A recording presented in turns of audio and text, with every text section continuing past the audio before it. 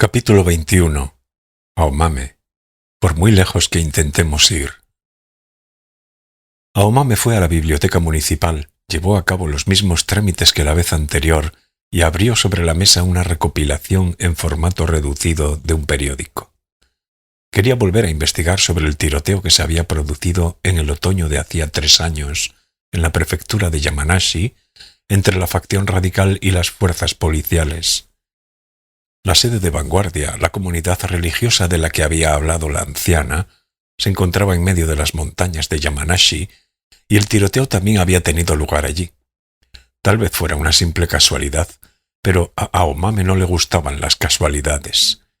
Podría haber una conexión entre los dos. La expresión de ese grave incidente en boca de la anciana parecía sugerir cierta relación. El tiroteo se había producido hacía 3 años, el 19 de octubre de 1981, según la hipótesis de Aomame, 3 años antes de 1Q84. La última vez que había ido a la biblioteca, había leído artículos y se había informado, grosso modo, de los pormenores del tiroteo, así que esta vez había decidido saltarse esa parte para centrarse en los artículos relacionados que se habían publicado posteriormente y en los artículos que analizaban el incidente desde diferentes perspectivas. Al principio del tiroteo, 3 agentes resultaron muertos por disparos de Kalashnikovs automáticos de fabricación china y 2 habían sufrido heridas de diferente gravedad. A continuación, el grupo de la facción radical había huido a las montañas, todavía armado, y las fuerzas policiales armadas habían llevado a cabo una cacería de envergadura. Al mismo tiempo, la Brigada Especial de Paracaidistas de las Fuerzas de Autodefensa, armados hasta los dientes, se habían presentado en helicóptero. Al final, 3 miembros de la facción radical se negaron a rendirse y fueron abatidos. 2 sufrieron heridas graves, 1 falleció a los 3 días en el hospital. En los artículos del periódico no se informaba de qué le había ocurrido al otro herido, y 4 fueron arrestados, ilesos o con heridas leves. Gracias al uso de recios chalecos antibalas, no se habían contado víctimas entre las fuerzas de autodefensa y los agentes de policía. Únicamente uno de los agentes se había roto una pierna al caerse por un terraplén durante la persecución. Solo uno de los miembros de la facción radical estaba en paradero desconocido. Por lo visto, el hombre había desaparecido a pesar del gran despliegue policial. Tras el impacto del tiroteo, los periódicos empezaron a informar detalladamente sobre el proceso de constitución de la facción radical. Eran vástagos de los altercados universitarios que habían ocurrido alrededor de 1970. Más de la mitad de los miembros habían participado en la ocupación del auditorio Yasuda de la Universidad de Tokio y de la Universidad Nihon. Tras capitular y entregar sus bastiones ante el uso de la fuerza bruta de los antidisturbios, los alumnos y una parte del profesorado que habían sido expulsados de la universidad o que sentían que la actividad política de la zona urbana centrada alrededor del campus universitario había alcanzado un punto muerto, superaron los sectarismos, se unieron, construyeron una granja en la prefectura de Yamanashi e iniciaron la actividad comunal. Parece ser que, en un principio, participaron en la Academia Takashima, una agrupación comunal centrada en la agricultura, pero insatisfechos con aquella vida, llevaron a cabo una reestructuración del grupo, se independizaron, compraron un pueblo abandonado en el interior de las montañas por un precio excepcionalmente barato y allí vivieron de la agricultura. Aunque al principio no todo fue coser y cantar, al cabo de poco tiempo los alimentos producidos mediante agricultura orgánica experimentaron un silencioso auge en la ciudad y, al parecer, montaron un negocio de venta de hortalizas por correspondencia. Gracias a aquellos vientos propicios, la hacienda creció cada vez más. Ellos eran de todos modos gente seria y trabajadora, bien organizada, bajo el mando de un dirigente. El nombre de aquella comuna era Vanguardia. Aomame frunció gravemente el ceño y tragó saliva haciendo mucho ruido en el fondo de su garganta. Luego dio unos golpecitos en la superficie de la mesa con el bolígrafo que tenía en la mano. Siguió leyendo los artículos. Pero aunque la gestión de la comuna se había estabilizado, en el interior de Vanguardia se había formado, de forma progresiva, una clara división. El grupo estaba escindido entre una facción radical a favor de la lucha armada, que todavía aspiraba a un movimiento revolucionario de guerrillas guiado por los dictados del marxismo, y una facción comunal, relativamente pacífica, que admitía el hecho de que una revolución violenta no era una opción realista en el Japón moderno, que además rechazaba el espíritu del capitalismo y que tenía como objetivo una vida natural en armonía con la tierra. Y fue en 1976 cuando la facción comunal, que era superior en número, expulsó de Vanguardia a la facción a favor de la lucha armada. Sin embargo, Vanguardia no echó a la facción radical por la fuerza. Según los periódicos, les proporcionaron nuevos terrenos y cierta financiación, y parece ser que les pidieron que se marcharan amigablemente. La facción radical aceptó el trato y levantó su propia comuna, Amanecer, en el nuevo terreno otorgado. Entonces, en cierto momento, adquirieron armamento de gran potencia. Se espera que investigaciones futuras esclarezcan las vías de adquisición y la provisión de fondos. Por otra parte, parece que ni la policía ni la prensa pudieron entender bien cuál fue el motivo que había detrás de la reconversión, en un momento dado, de la comuna agrícola Vanguardia en una organización religiosa. No obstante, la comuna, que se había deshecho sin ningún problema de la facción a favor de la lucha armada, avanzó en aquel momento rápidamente hacia su vertiente religiosa, hasta que en 1979 obtuvo el permiso para convertirse en una comunidad religiosa con personalidad jurídica. Entonces fueron comprando de manera progresiva terrenos de los alrededores y expandieron los cultivos e instalaciones. En torno de esas instalaciones de la comunidad construyeron una tapia alta, con lo cual la gente de fuera no podía entrar. La razón que dieron fue porque estorba a la ascesis. Tampoco estaba claro por dónde entraba la financiación ni cómo habían podido obtener el permiso de comunidad religiosa con personalidad jurídica en tan poco tiempo. El grupo radical que se mudó al nuevo terreno, además de dedicarse a los trabajos agrícolas, se volcó en un entrenamiento secreto para la lucha armada. Al poco tiempo surgieron algunas desavenencias con los agricultores vecinos. Una de ellas fue una riña en torno a la servidumbre de aguas del riachuelo que corría por dentro de la finca de Amanecer. El río había sido utilizado desde siempre como una fuente de agua para la agricultura cooperativa de la zona, pero Amanecer prohibió a los vecinos entrar en el solar. El litigio prosiguió durante algunos años y los vecinos presentaron una queja por la valla que cercaba el solar de Amanecer e impedía a los vecinos acceder al riachuelo. Sin embargo, todo acabó en un incidente en el que unos cuantos miembros de Amanecer los agredieron violentamente. La policía prefectural de Yamanashi recibió una orden de investigación por una denuncia de agresión y se dirigió a Amanecer para tomar declaraciones. Y ahí fue cuando, de forma inesperada, ocurrió el tiroteo. Tras el violento tiroteo en las montañas, inmediatamente después de la desaparición de Amanecer, la comunidad religiosa Vanguardia hizo un comunicado oficial. El portavoz de la organización, un hombre guapo y joven vestido con traje de negocios, ofreció una rueda de prensa y leyó el comunicado. El punto esencial estaba claro. No existe en la actualidad ninguna relación entre Amanecer y Vanguardia, a pesar de su pasado. Tras la escisión, excepto cierto contacto profesional, apenas ha habido trato entre ambas. Vanguardia se dedica a la agricultura, respeta la ley y es una comuna que aspira a un mundo espiritual pacífico. Habiendo llegado a la conclusión de que no podía colaborar más con los miembros de Amanecer, vinculados a una ideología revolucionaria radical, rompió con ellos de manera amistosa. Luego, Vanguardia, en calidad de comunidad religiosa, recibió el permiso de comunidad religiosa con personalidad jurídica. El hecho de que haya ocurrido un incidente sangriento de tal magnitud es una verdadera desgracia y queremos ofrecer nuestras más profundas condolencias a todos los agentes de policía, mártires del deber y a sus familias. La comunidad religiosa Vanguardia no ha participado en el presente suceso de ninguna forma. No obstante, resulta innegable que Vanguardia ha sido la matriz de la que ha surgido Amanecer, y si a raíz de lo ocurrido fuera necesario algún tipo de investigación por parte de las autoridades, la comunidad religiosa Vanguardia está dispuesta a recibirla de buena voluntad, con el fin de no causar malentendidos innecesarios. Esta comunidad es una agrupación legal abierta a la sociedad sin nada que esconder.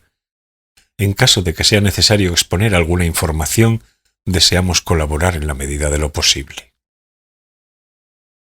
Varios días después, como en respuesta al comunicado, la policía prefectural de Yamanashi entró en la comunidad con una orden de investigación en la mano, pasaron un día en su amplia propiedad e inspeccionaron a fondo el interior de las instalaciones, así como todo tipo de documentos.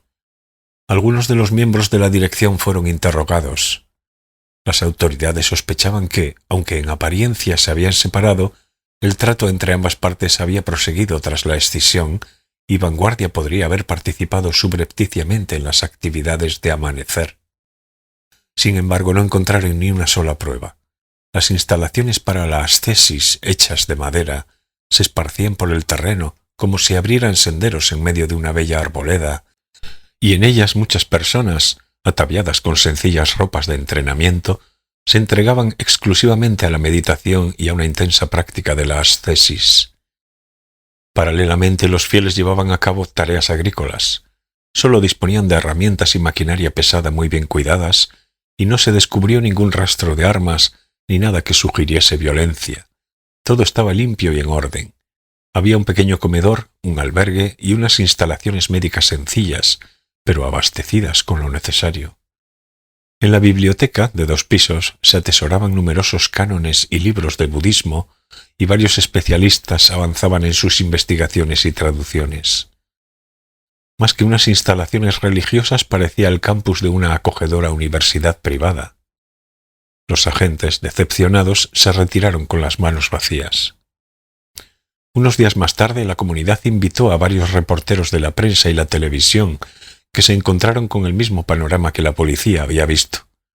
No se trataba de un tour organizado, sino que pudieron moverse como les viniera en gana dentro del terreno, sin acompañantes, hablar libremente con cualquier persona y escribir artículos sobre ello.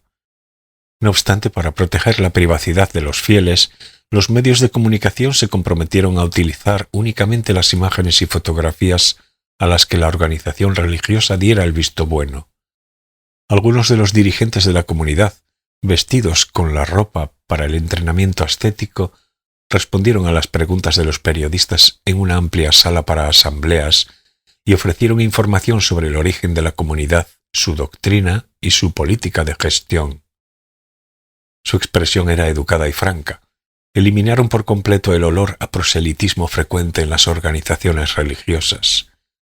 En vez de dirigentes de una organización religiosa, parecían el personal especializado de una agencia de publicidad, ducho en presentaciones. Solo cambiaba la ropa que vestían. No poseemos una doctrina definida, explicaron. No necesitamos nada parecido a un manual codificado.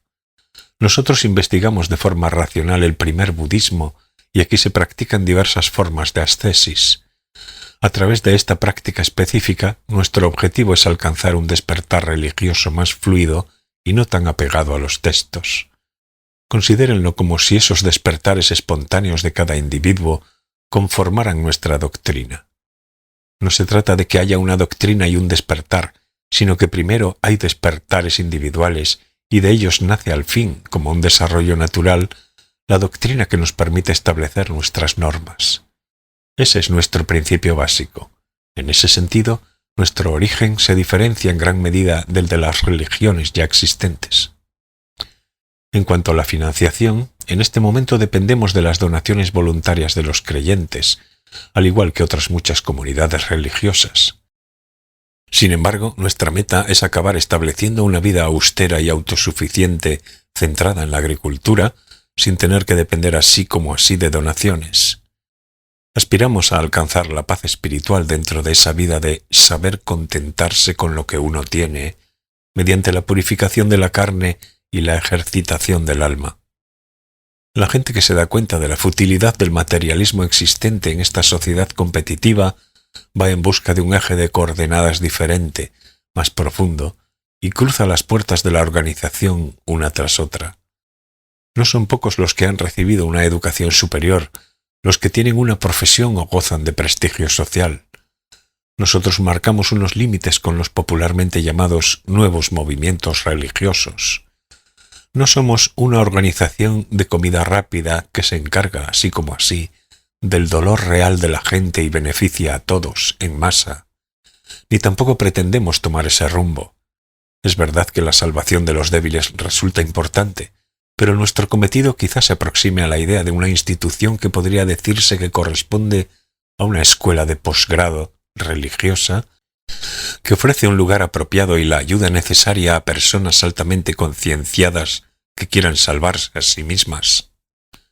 Entre los miembros de Amanecer y nosotros surgió en un momento dado una gran discrepancia de pareceres en lo que a política de gestión se refiere y, durante un periodo, se produjeron hostilidades. Sin embargo, al cabo de varias charlas alcanzamos un consenso pacífico y decidimos andar por caminos diferentes. Ellos también buscaban, a su manera, un ideal de manera pura y estoica, pero solo podemos decir que el desastre acaecido como resultado es una tragedia. La razón principal debió de ser que se volvieron demasiado dogmáticos y perdieron el punto de conexión con la sociedad real y viva. Con motivo de estas circunstancias, recordamos que, sin dejar de ser estrictos con nosotros mismos, tenemos que seguir siendo una organización de ventanas abiertas al exterior. La violencia no resuelve los problemas. Solo deseamos que entiendan que nosotros no somos una organización que imponga la religión. No captamos fieles ni atacamos a otras religiones. Nosotros ofrecemos un ambiente comunitario adecuado y eficaz a aquellas personas que buscan tanto el despertar espiritual como objetivos espirituales. Los miembros de la prensa adoptaron, en general, una visión positiva de la entidad religiosa y se marcharon. Todos los adeptos, hombres y mujeres, eran delgados y esbeltos, y tanto los ancianos como los relativamente jóvenes, a veces también podían verse personas de edad avanzada, tenían una mirada bella y límpida. Su forma de expresarse era fina y cortés. Por lo común, los devotos no querían hablar demasiado de su pasado, pero la mayoría parecía haber recibido una educación de calidad.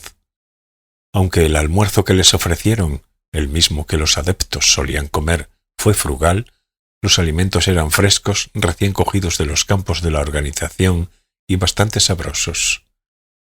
Por eso la mayoría de los medios de comunicación definieron al grupo revolucionario que se había trasladado a Amanecer como una especie de hijo bastardo, necesariamente eliminado de vanguardia, que había tomado rumbo hacia la búsqueda de unos valores espirituales. En el Japón de los años 80, el pensamiento revolucionario basado en el marxismo ya se había quedado algo desfasado. Los jóvenes que alrededor de 1970 querían modificar de forma radical la política, trabajaban ahora en diversas empresas y luchaban encarnizadamente en el frente de batalla de la economía. O habían puesto tierra de por medio con el bullicio y la competencia del mundo real y se dedicaban a la búsqueda de unos valores personales en sus respectivos paraderos. En fin, la corriente del mundo había cambiado y la época concentrada en la política ya era cosa del pasado.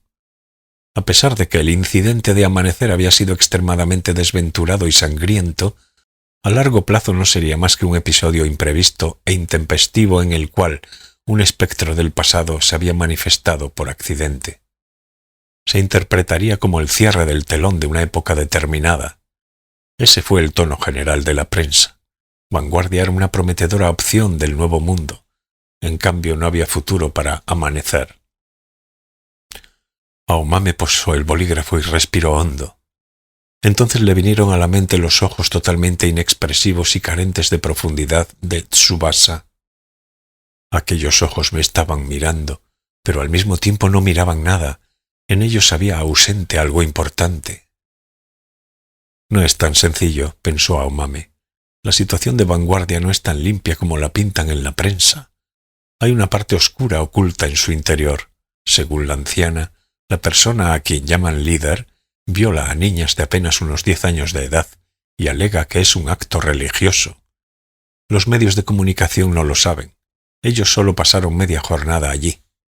Los guiaron en orden por unas instalaciones para la ascesis, les ofrecieron un almuerzo a base de alimentos frescos, escucharon una bella explicación sobre el despertar del alma y regresaron satisfechos. No vieron lo que estaba ocurriendo realmente en el interior. Al salir de la biblioteca, Aomame entró en una cafetería y pidió un café.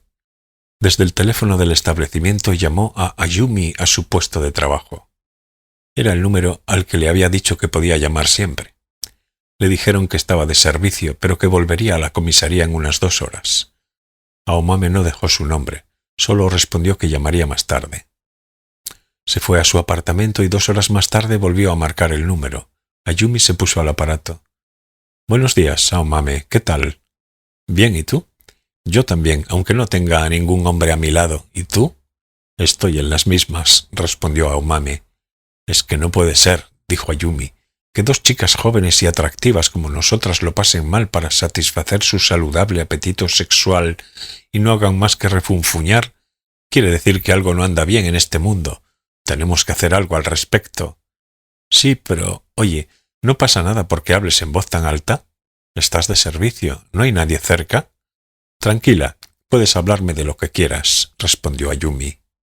«Si fuera posible, me gustaría pedirte un favor. Es que no se me ocurre nadie más a quien pedírselo. Claro, no sé si podré ayudarte, pero dime de qué se trata».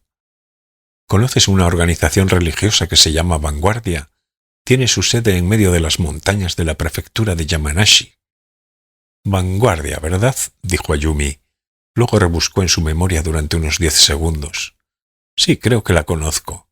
Es una especie de comuna religiosa a la que perteneció aquel grupo radical Amanecer, que provocó el incidente del tiroteo en Yamanashi, ¿no?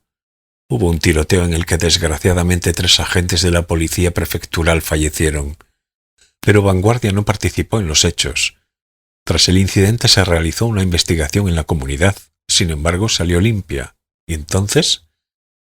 «Quería saber si en Vanguardia se ha producido algún incidente más después del tiroteo, de tipo criminal o civil, pero soy inexperta y no sé cómo investigar.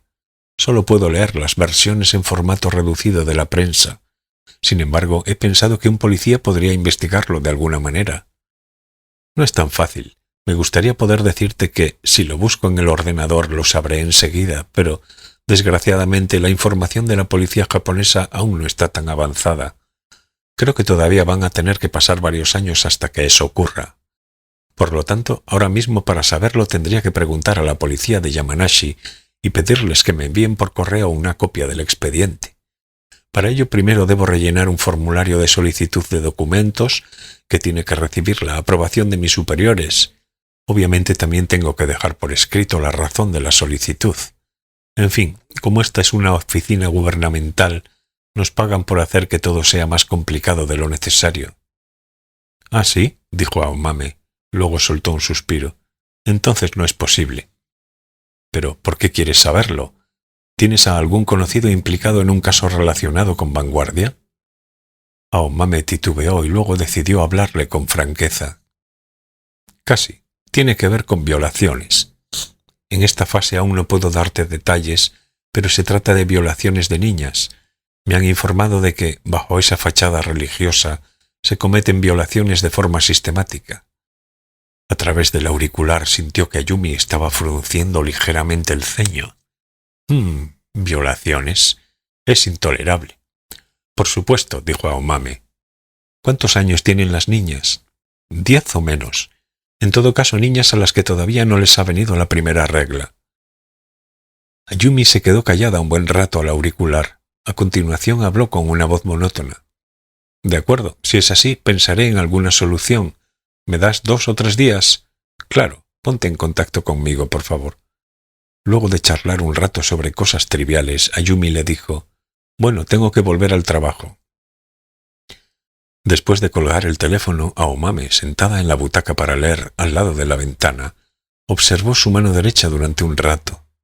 Los dedos largos y finos y las uñas bien cortadas y arregladas, pero sin esmalte. Al mirarlas, se avivó la idea de que su propia existencia no era más que una cosa frágil y efímera. Por ejemplo, ella no había elegido la forma de sus uñas. Alguien la decidió a su antojo y yo solo la recibí sin rechistar. Me gustara o no, ¿quién demonios habrá decidido que mis uñas tengan esta forma? Hacía poco que se había enterado a través de la anciana de que sus padres seguían siendo devotos fervientes de la Asociación de los Testigos. En tal caso, En ese preciso momento también se dedicarían a la predicación del Evangelio. Aomame tenía un hermano 4 años mayor. Era un hermano responsable. Cuando Aomame tomó la decisión y se fue de casa, él acató las instrucciones de sus padres y vivió conforme a su fe. ¿Qué sería ahora de él? Pero Aomame no sentía demasiado interés por informarse sobre su familia. Para ella formaban parte de una vida pasada.